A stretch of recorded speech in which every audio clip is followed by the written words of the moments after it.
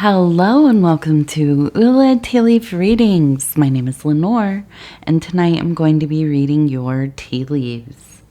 This is a horoscope for Aquarius.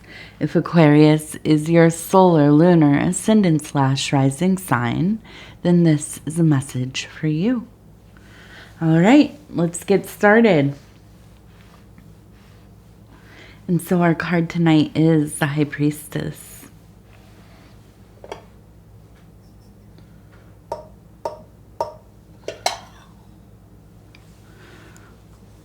And let's see what these tea leaves have to say. Okay. And so if you have not subscribed yet, please think about doing that. You can hit the little bell. It'll let you know when the next readings are coming out. It is free to subscribe. And go ahead and give me a like. Right now. No, I'm kidding. If you want to, please do. At any point in the video, that would be awesome. TT is coming to say, hey, we need your likes. Okay. We have a big old eye right there, don't we? You can see it right here. Okay. All right, TT. No, don't drink the tea. You're going to be up all night. Go, you silly. Somebody was asking on the comments today if TT had a tick on her ear. She has this little skin tag. I assure you I would not leave a tick on the cat. We do live in an area that there are ticks, so... especially when it's warmer, you have to check everybody, although the cat doesn't go outside.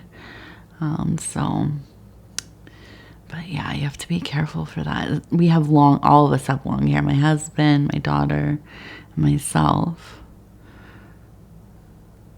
Thankfully, we have not had any. Okay. This looks like a little panda bear right here. Look at that. So I'm feeling like there's kind of a warm and cozy feeling. My goodness, a panda bear.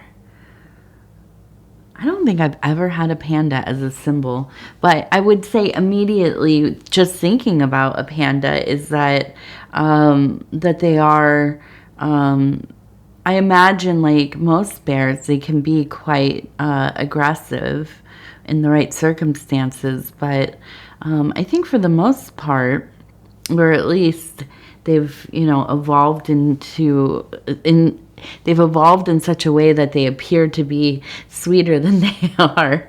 I do imagine being able to kind of hang out and enjoy yourself.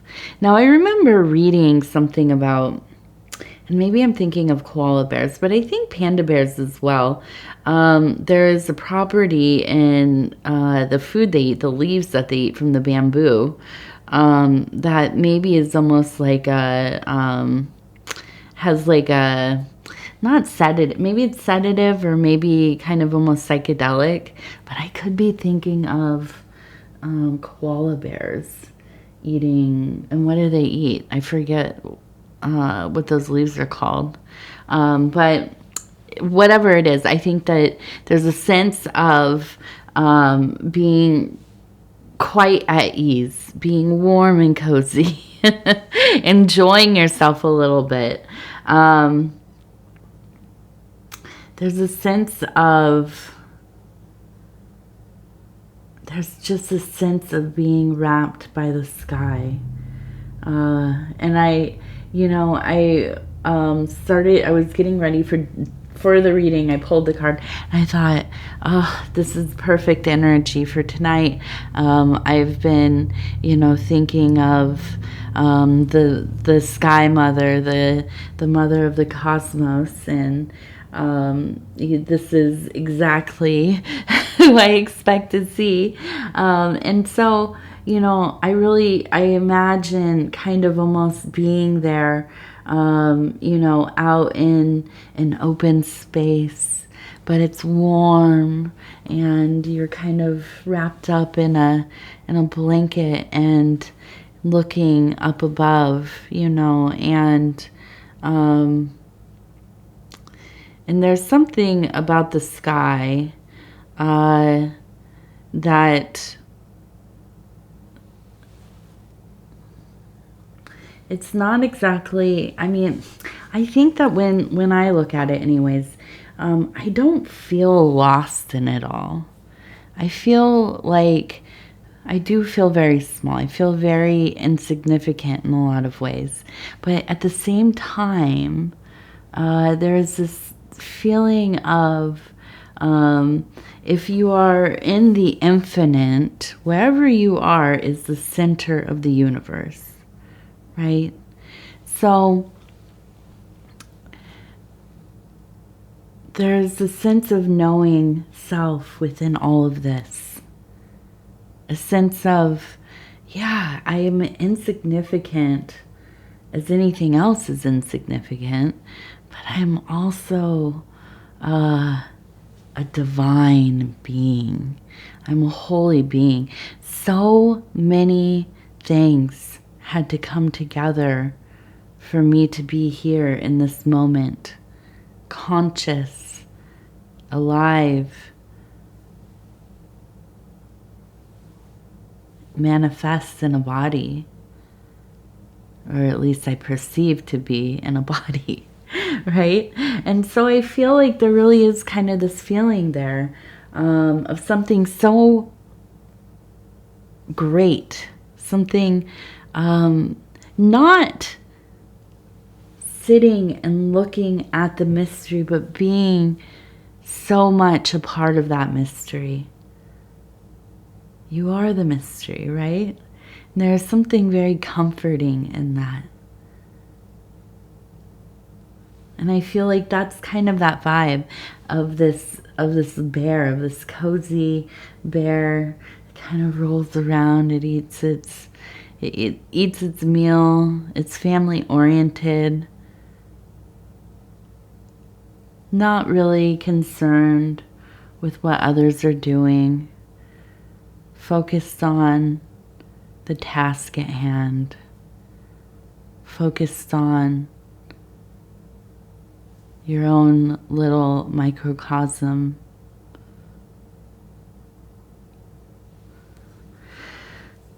And then we look at it this way, and I see two people, one here and one here, okay? I see one with a bowl, okay, holding it over here towards this other one. There's also, interestingly, and now at first I thought, okay, is this a child kind of hanging on to the side of this one and maybe a child over here? But I almost feel like they almost feel elemental.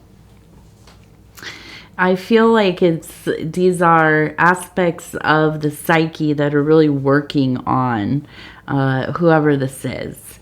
And I think as well on your end, there are aspects of the psyche working on you as well. And it seems to me that if things could get into a place where you are able to listen to yourself, right? Focus on, what am I trying to say really? I feel like it's like there are times where you are really truly at odds. It feels like there is just constantly getting to this certain impasse. You try to focus on other things, work on the relationship, the communication, how you relate to one another, but then it kind of always goes back to the same thing. There's a core situation, and I feel like, especially in this, and I feel like this side is you. Okay. But this side over here, it feels like almost, like there is, and this is the thing. This is how I perceive things often, is that it's not so much a sense of somebody being possessed by something, an outward intelligence, but I think often when we have that feeling about somebody where it's like there's just something about them, like they just switch and another personality comes out, or they just seem like all of a sudden something in their life has changed. They have a very strong and potent energy, and I would say often it is off-putting. Right? It's almost kind of dangerous. And the thing that where I can really think of this more than anywhere else I've seen in my life is in addiction, people with addiction. And it is a feeling of not knowing how are they going to how are they going to be behaving? How are they going to be reacting? It's volatile, okay? And I don't think addiction is some kind of spirit attacking them. I don't think it is an elemental or demon or, possession or anything like this. But I do think within the psyche, right, it can definitely be something that is apart from the main persona. Okay, if that makes sense. And it is maybe an aspect of the shadow or an aspect of an archetype that really is, for some reason, malfunctioning. And, and it can be difficult to deal with somebody like this, even if you love them, especially if you love them. But there is a sense of anger, okay? Anger, volatility, and often it's like such a lovely being. Somebody, and this is the thing. We love the people in our lives, even if they do have addiction issues, and we want them to get better. We want things to work out. Often we will try so hard. And I say this as a person who is an addict in recovery, almost 10 years now. So I know that side of it, but also somebody who has spent a lot of my life around people with addiction within my family, in my partnerships, and so on. Okay, so I look at this and I feel like it's evident to me that this is something that comes up, and it's heartbreaking. It's terrifying. You want to fix it. I almost feel like sometimes they go too far with what they say, with their behaviors, their actions. And this is where I see that bowl, and they try to fill the bowl of emotionality. Some people call this maybe something like love bombing, okay, to smooth over how they have behaved.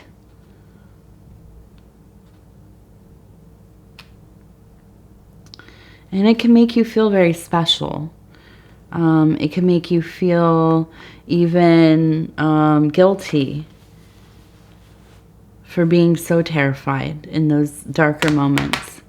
TT, no, don't scratch up my chair, Mama. Just gonna tear my chair right up.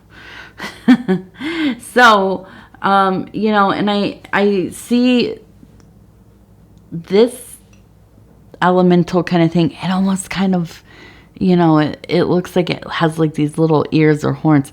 Now this one over here, on this side where I've identified you, it has like a little heart as a head.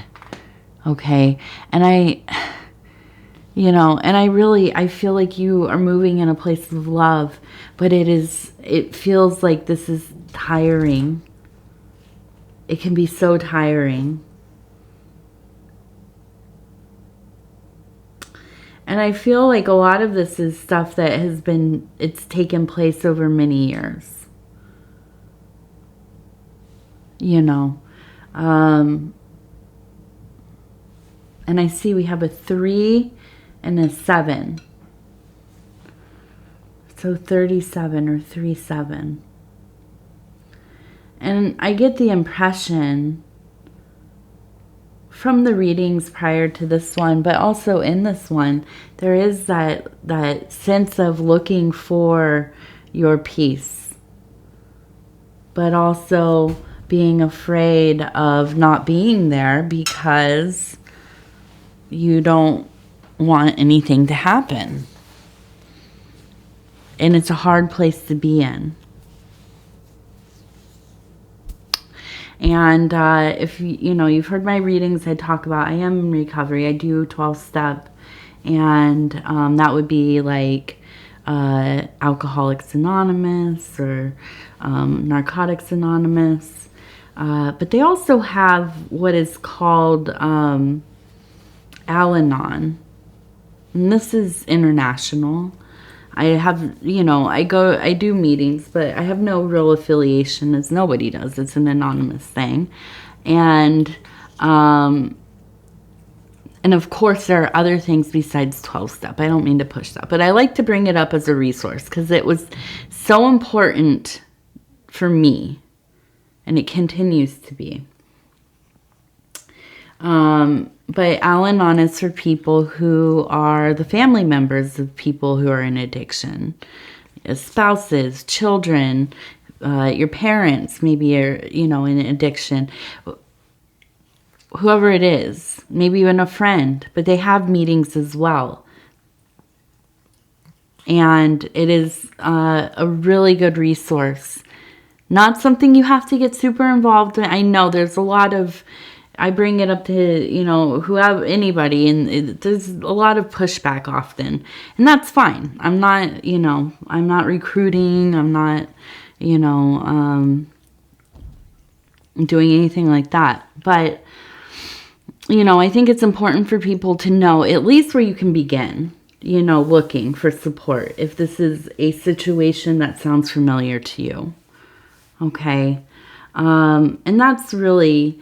I have the eye above here as well. Okay, so here's the eye. And it feels to me like there really is this sense of trying to, continually shake yourself awake. Being aware of the situation, trying to stay in that logical and rational place, right? But the emotions, the sense of responsibility, the histories of how we interact with each other, with our loved ones, not wanting to abandon somebody when they're in these places that are, it's like it's a torment. And we know addiction is not only a family disease, it is a disease that affects our community. And so it's hard to know what to do. But the beginning, in my opinion, is to find people that understand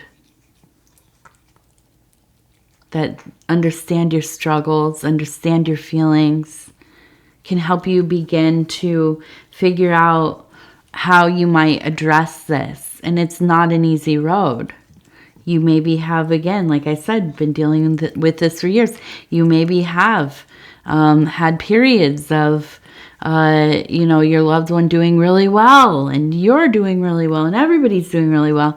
And then something happens, and then there are the relapses and these kinds of things.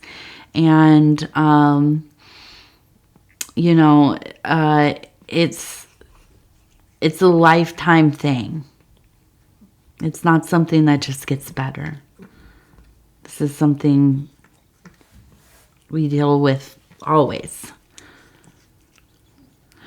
So, I didn't know this is the direction the reading was going to go in, but, you know, when I see this, it feels, especially sticks out to me because I know this narrative so well, right?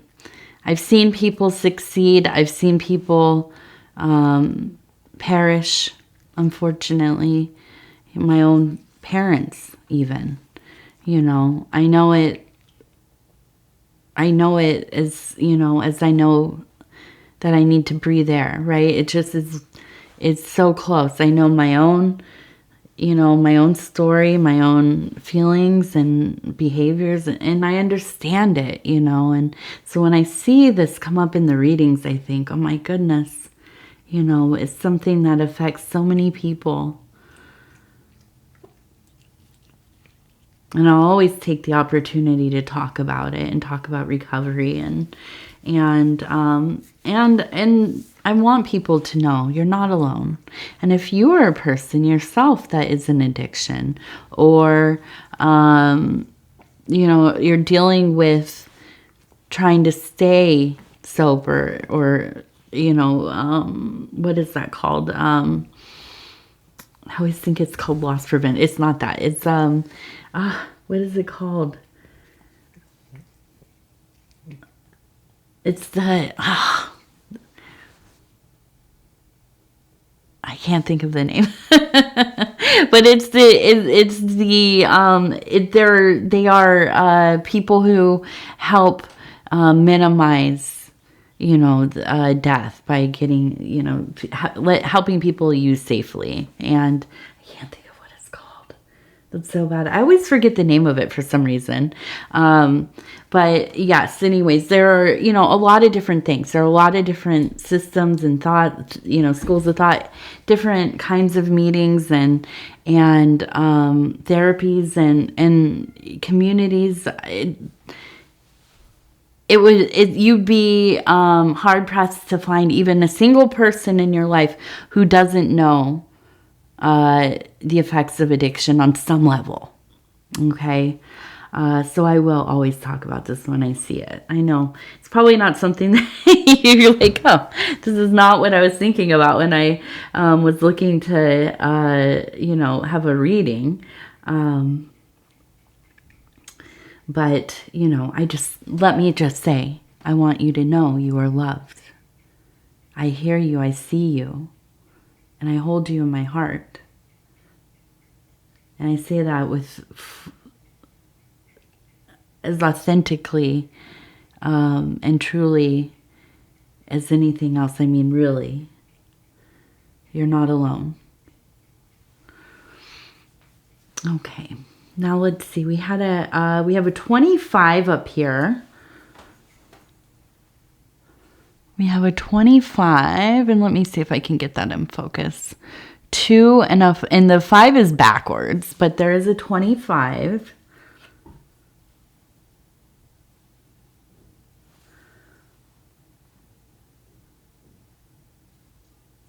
We have some more eyes over here. I just feel this sense of watching.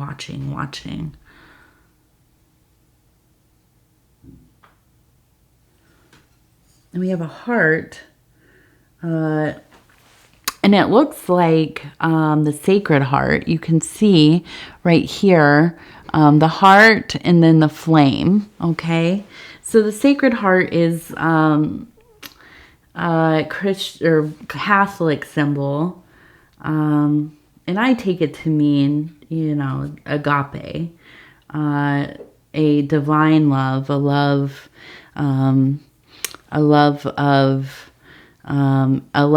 and shared with the divine, whatever, you know, if it's Jesus or God or goddess or the cosmos, or, you know, any number of whoever or whatever you identify as something sacred to you.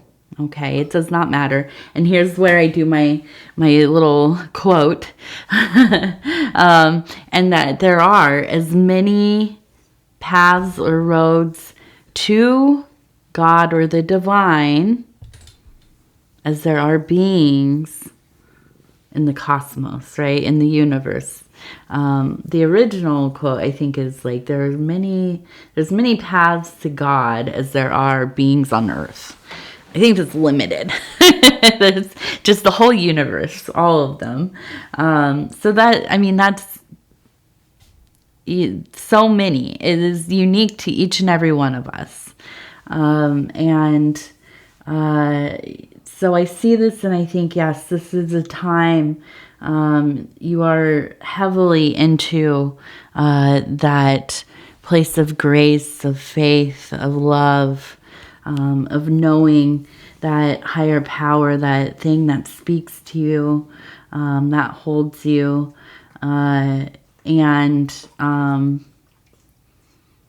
Ultimately, I feel like this is where that high priestess energy really is. The thing that you, in a lot of ways, have come to live your life for. Even if you haven't put a name on it.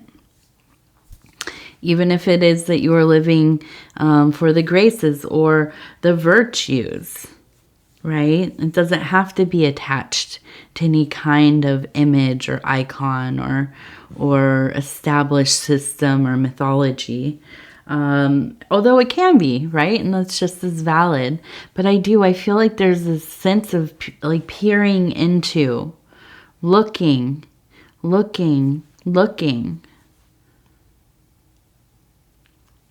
And you are motivated to continue to look. There is no giving up here. It doesn't even seem like an option. Yeah, we might put down parts of our life. Things that we're spinning our wheels on. We just keep redoing it over and over. It just is becoming a mess. And we have to sometimes set that down and focus on something else. And that's okay. It's not a loss. It's not a failure. But we know ourselves.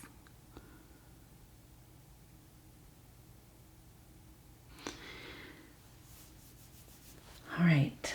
Let's see, where are we at, TT? She's sitting on my shoulder.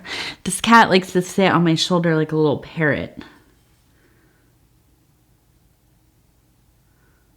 Okay. So we do have the heart. Again. There's just this love. It is, I think it's February. No, this will come out the last day, I think, of the month of January, but we are going into that February month of love.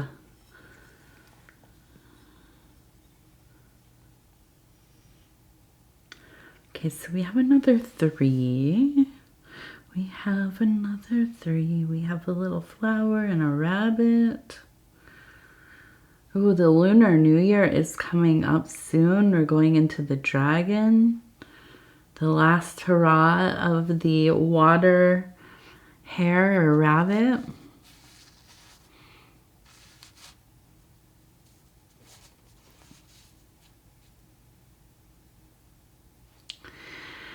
And so I can see, and so I see. This is really, I mean, I know, I think we just talked about this last time maybe. I just feel like this is a time where it's like, you are just so focused on replenishing yourself. There's a lot of self-love here. And I see in this next period of time, it is quite fertile for creativity, inspirations, and really, I think, coming up with ideas about what are you going to be doing with yourself. And I think that you already kind of know. We also have, I have a little flower here, but then right below it there is an acorn. Okay, and let's see if we can get that. Right here, there's the acorn, and it's kind of bouncing in the water or the tea.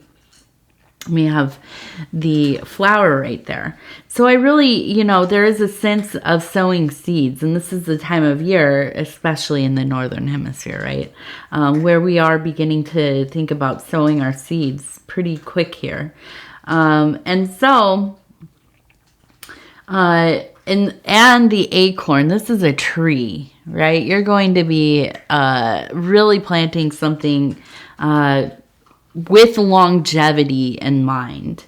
And so I feel like this is even maybe learning a new skill set, maybe going back to school, getting certified for something, maybe taking on another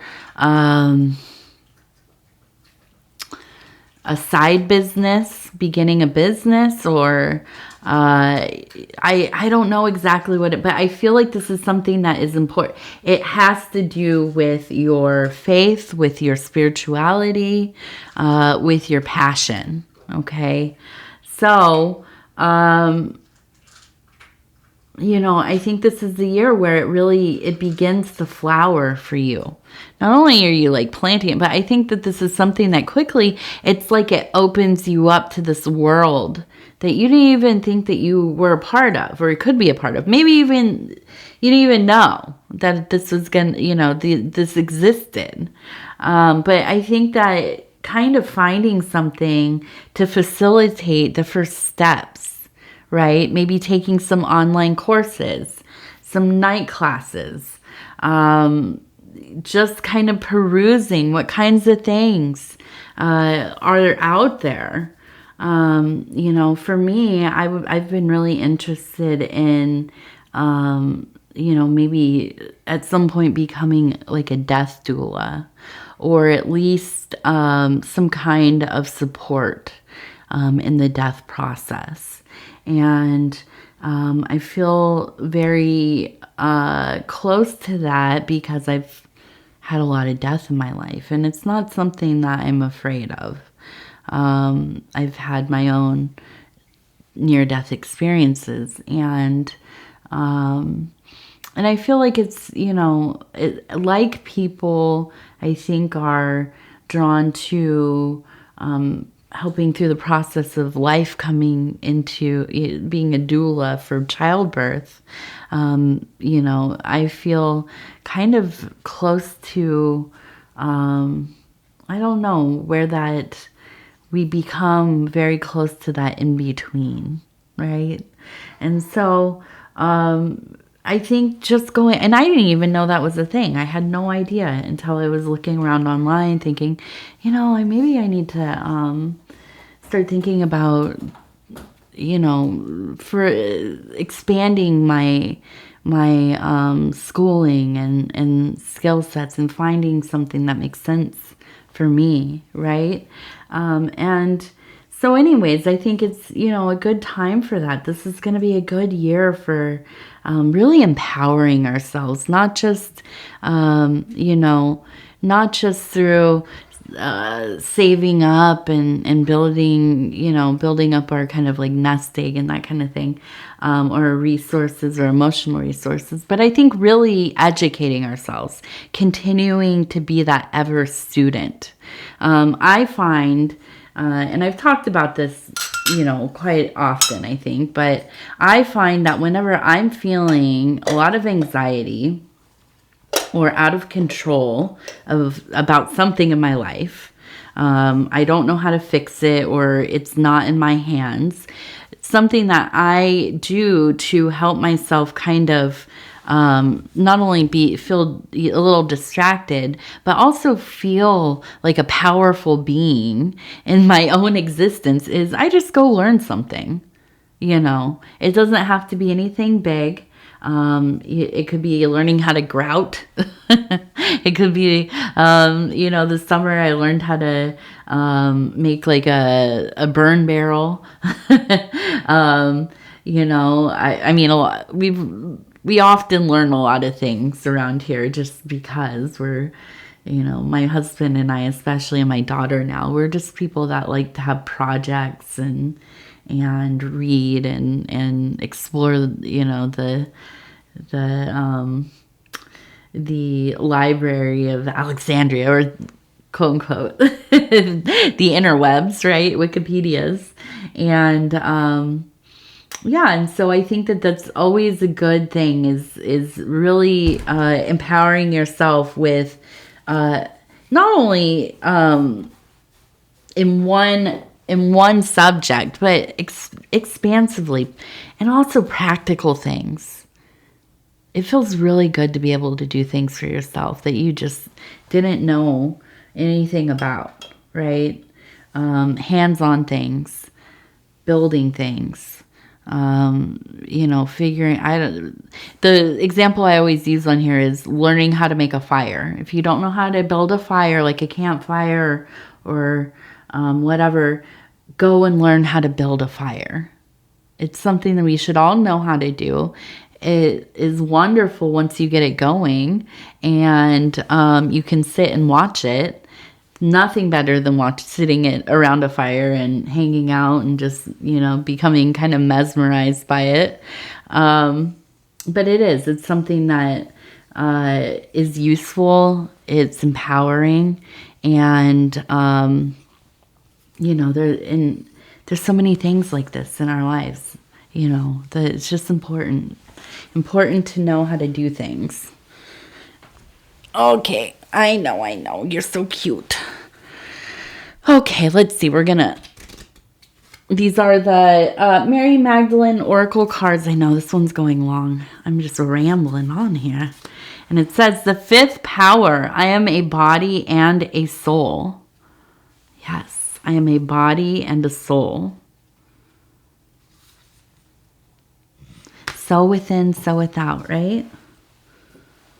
So within, so without. Okay, Aquarius, I want to thank you so much for spending this time with me. It is always such an honor to be able to bring these messages to you. And if you would be so kind as to like the video, it really does help the channel so much. If you have not subscribed yet, please think about doing that. You can hit the little bell. It'll let you know when the next video is coming out. And it is free to subscribe. TT, I'm sorry, honey. I can't sit like that with you on my shoulder. My neck hurts after a while. Oh, my goodness. And if you'd like to leave a comment, please do. I love reading them. I love hearing about you, how things are going, what you're thinking about. It's one of my favorite parts of the channel. And other than that, I just want to tell you I love you. Take care of yourself. And we'll talk in just a few days.